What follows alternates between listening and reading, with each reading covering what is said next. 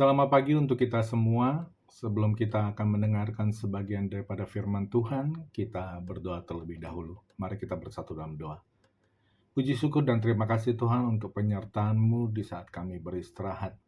Dan apabila di kesempatan pagi hari ini Tuhan, kami akan mendengarkan sebagian daripada firman-Mu, kiranya Kau mau hadir dan memberkati kami, agar apa yang kami dengar semuanya dapat kami lakukan di dalam kehidupan kami sehari-hari.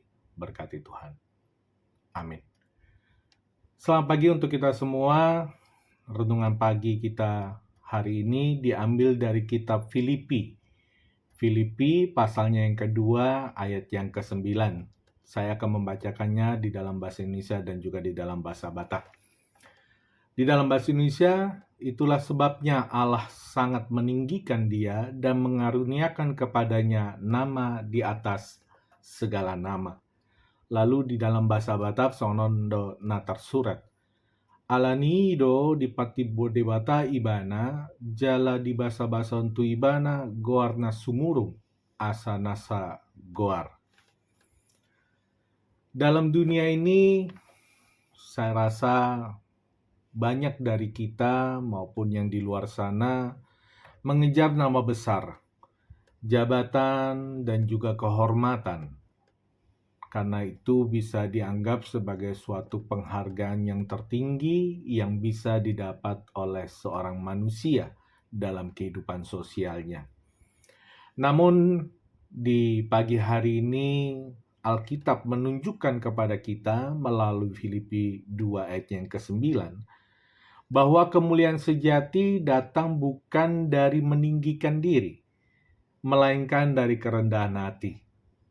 Filipi 2 ayat 9 berbicara tentang Yesus yang ditinggikan oleh Allah sendiri. Dalam ayat yang ke-9 ini, ada 3 poin yang ingin saya sampaikan. Yang pertama, Yesus direndahkan terlebih dahulu. Sebelum ayat yang ke-9, Paulus menjelaskan bahwa Yesus rela merendahkan dirinya, taat sampai mati di kayu salib. Ia tidak mempertahankan keilahiannya demi kepentingan pribadi Yesus itu sendiri, tetapi lebih memilih taat kepada kehendak Allah.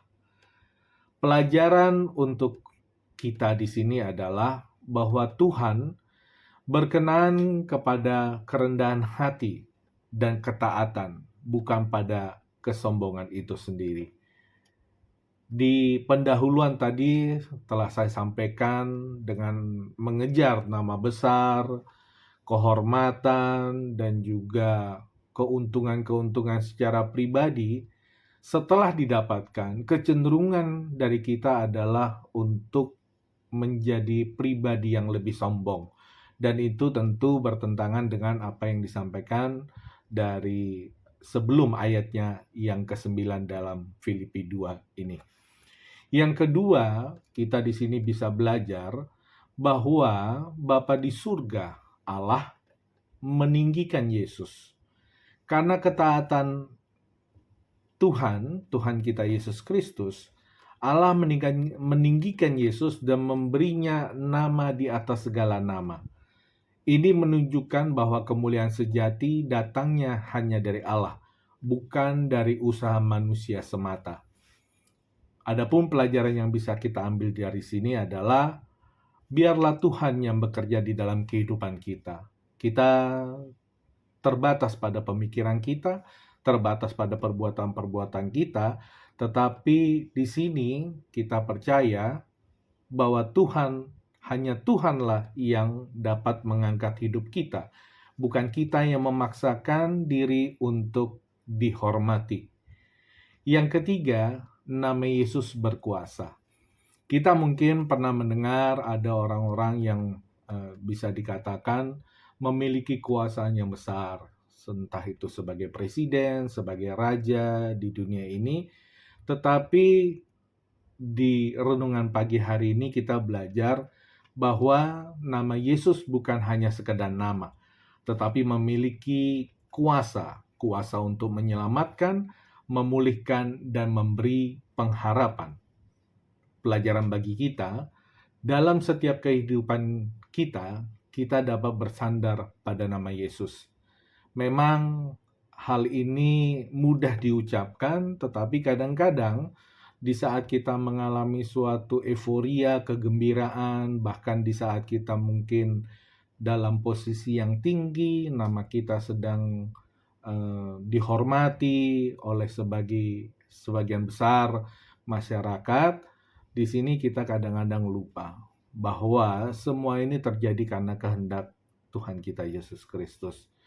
Oleh karena itu, untuk saudaraku, termasuk kita yang mengikuti renungan pagi hari ini, dalam Filipi 2 ayat 9 ini mengingatkan kita bahwa jalan menuju kemuliaan adalah jalan kerendahan hati dan ketaatan.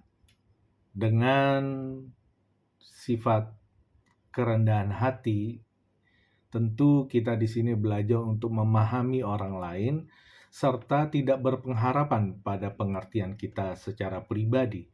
Dan ketaatan yang dimaksud di sini adalah bagaimana kita sebagai umat yang dipercaya olehnya, kita dapat taat baik itu yang ada di dalam firman Tuhan maupun di dalam kehidupan kita sehari-hari.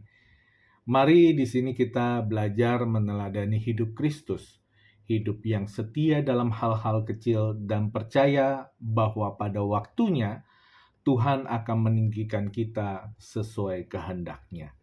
Demikian renungan kita untuk pagi hari ini. Semoga apa yang kita dengar secara bersama-sama tentu dapat menjadikan berkat kita di dalam memulai kegiatan kita di pagi hari ini. Kita berdoa.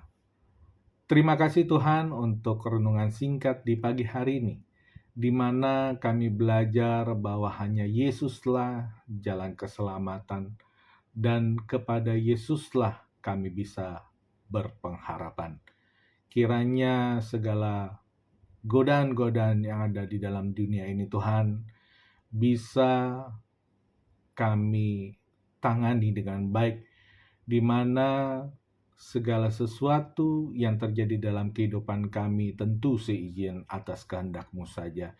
Oleh karena itu, berikanlah kami sifat rendah hati kepada saudara kami, kepada orang-orang yang kami kasih, baik juga terhadap orang-orang yang tidak kami kenal, agar kami dikenal sebagai pribadi yang mencerminkan kehidupan Kristus itu sendiri.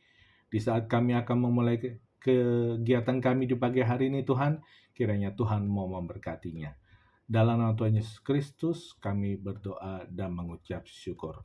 Bapa kami yang ada di dalam kerajaan surga, dikuduskanlah namamu, datanglah kerajaan-Mu. Jadilah kehendak-Mu di bumi seperti di surga. Berikanlah kami pada hari ini makanan kami yang secukupnya, dan ampunilah kami akan kesalahan kami seperti kami juga telah mengampuni orang yang bersalah kepada kami. Dan janganlah membawa kami ke dalam pencobaan, tetapi lepaskanlah kami daripada yang jahat. Karena Engkau yang punya kerajaan dan kuasa dan kemuliaan sampai selama-lamanya. Amin.